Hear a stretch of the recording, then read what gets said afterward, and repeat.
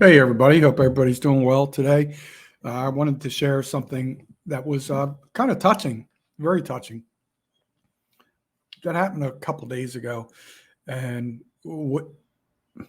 anybody that's watched the channel a little bit knows that I have some Publix ginger ale here. It's hot as heck out here. It's been so damn hot. But at least some people are praying for rain. I don't like the rain, but beautiful day out there today. Anyway, I when I coached high school football, I did that for, I don't remember the exact count. I'm going to say approximately 25 years. I loved it. I loved it until I hated it. And when I hated it, that's when I stepped away. I knew it was my time to walk away. But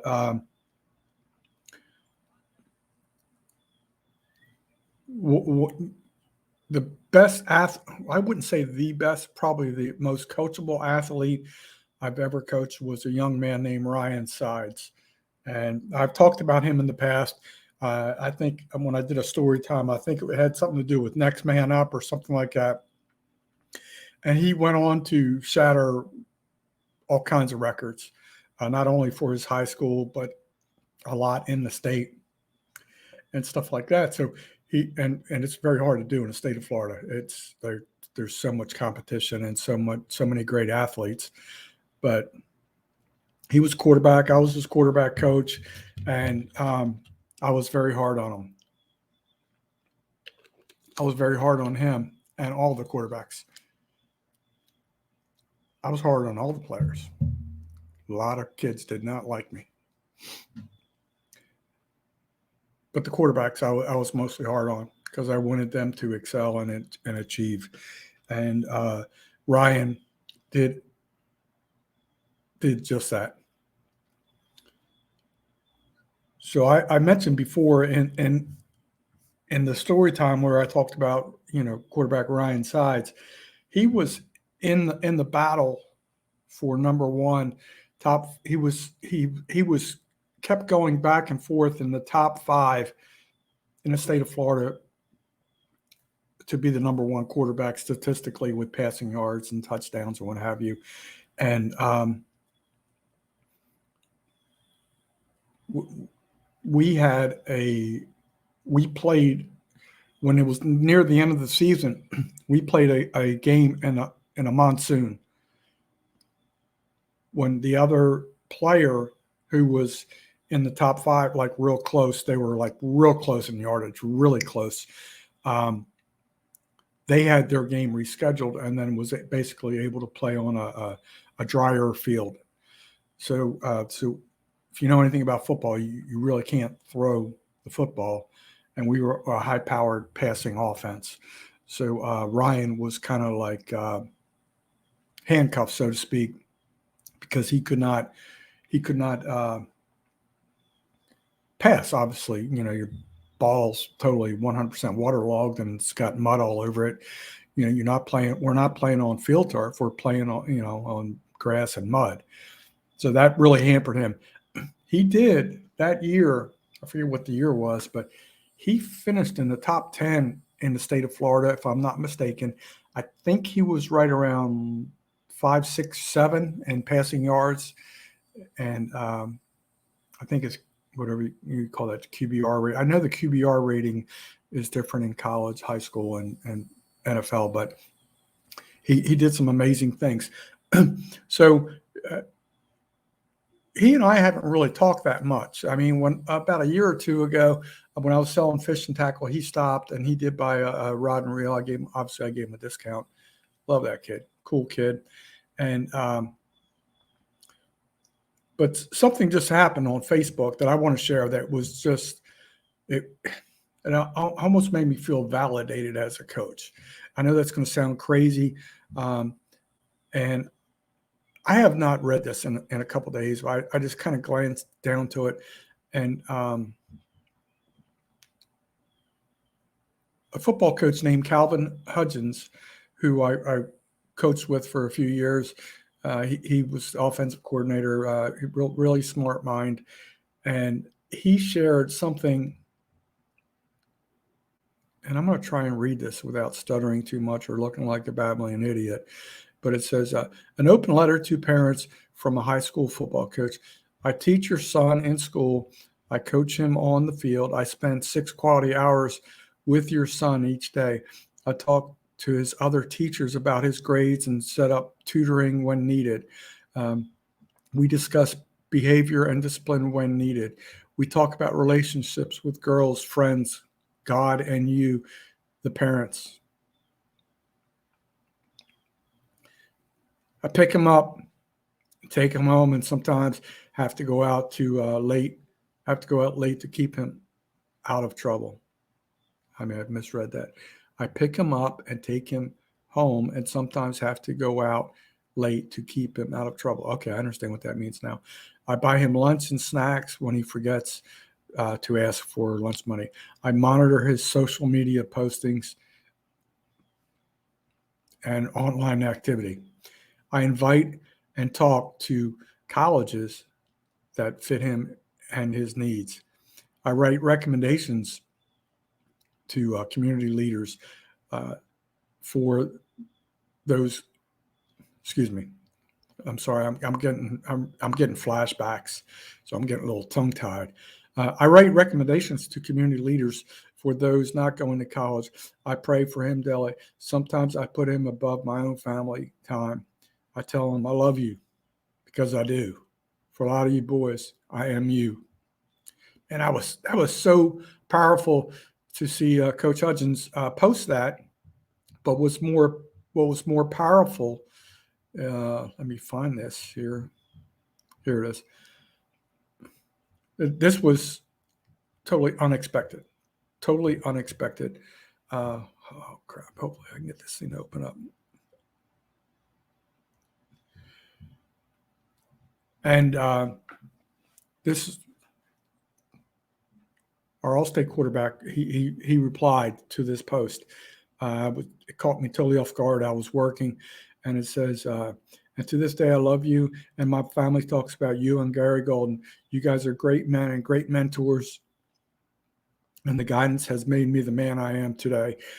Don't apologize for anything. Keep helping the youth in our community. Players can be men, but without manners and respect. Players can play, but men with manners and respect go further. So I did reply back to quarterback Ryan Sides. Thank you. And then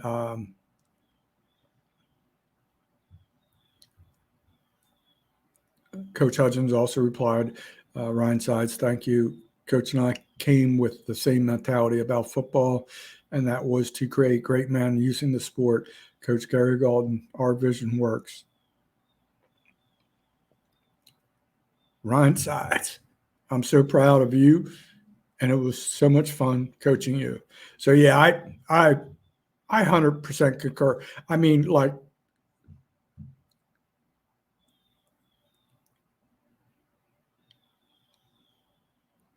so it was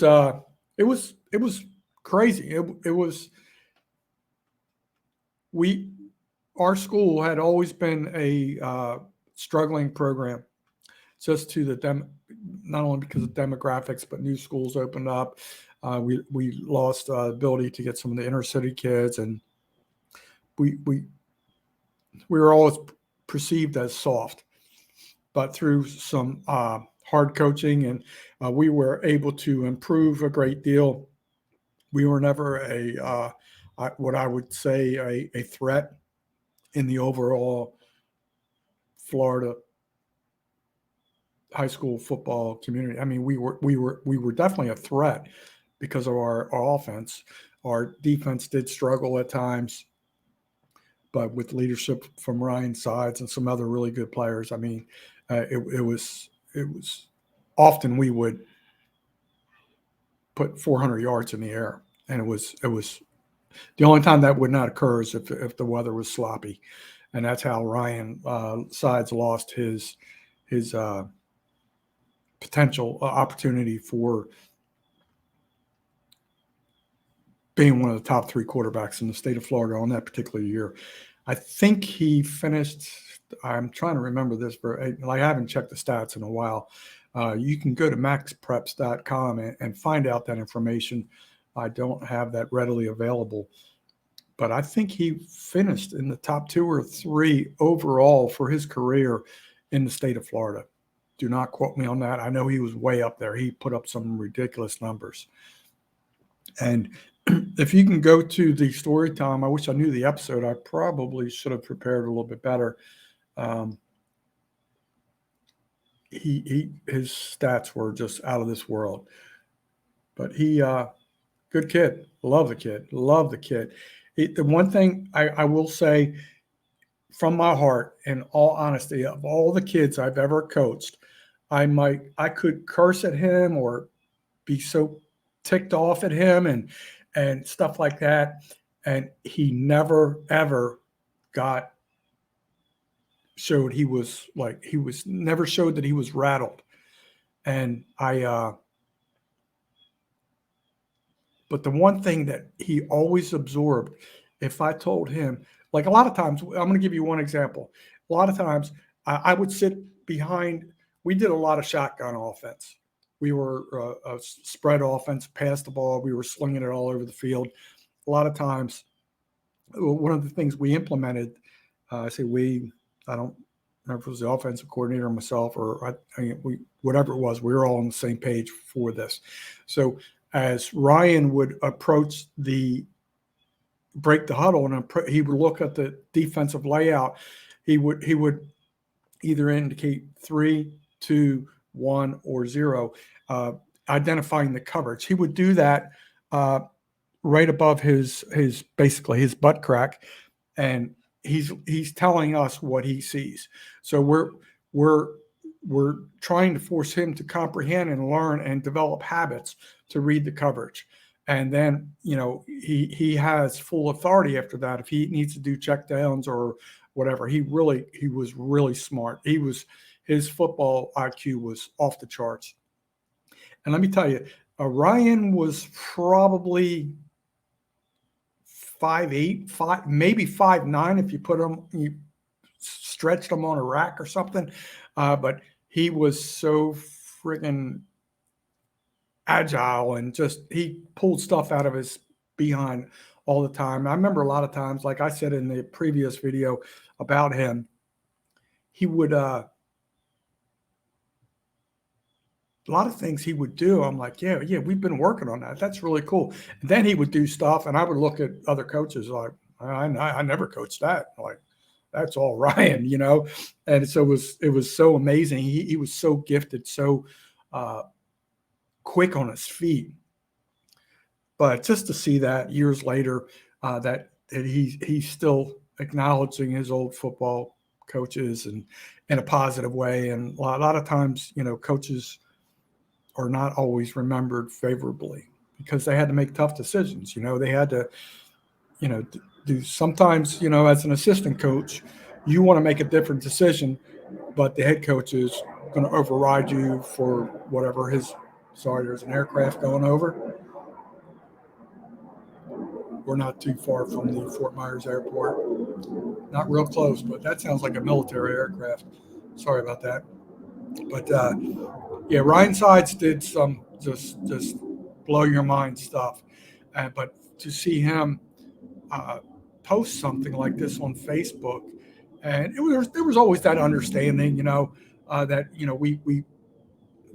we loved each other and we're working hard for each other. But I don't, unless I'm old with dementia or something, I don't remember him ever like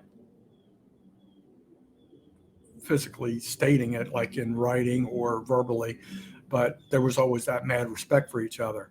So, man, I just wanted to share that story because sometimes coaching can really suck. It can really suck. The parents can make your life miserable when they don't realize you're working basically 365 days a year for about $3,000. And you're always going to camps. You're always in the weight room. You're always checking on, like this post says, you're always checking on their grades or talking to their teachers. And so many parents are disillusional on their kids' ability to play the sport of football. Some of their parents think some of the parents think their kids are going to be like Tim Tebow or something like that, and in reality, they're going to be third string, on the JV football team or something like that. But anyway, so I just wanted to share that. I know I haven't talked a whole lot of football lately because I'm no longer connected. Football season's coming, soon or fast approaching. So I encourage everybody to cowboy up, get on the Dallas Cowboys, train wagon. And Dak is going to lead us to the promised land. I know there's going to be a lot of people disagree with me, but Dak puts up some really good numbers. And with that being said, I appreciate everybody listening. And my life's been rough here lately, and to see a nice positive comment come from that quarterback I worked so hard with, and he worked very hard himself. So I'm not going to say it was all me, but he worked very hard and he busted his ass to be the best quarterback he could be. And so that's it. Just trying to share a positive story about a former player, showing a little bit of appreciation, and he did it well. So I thank you, Ryan Sides. I thank you, Coach Hudgens, for helping us both bring out the best in a human being.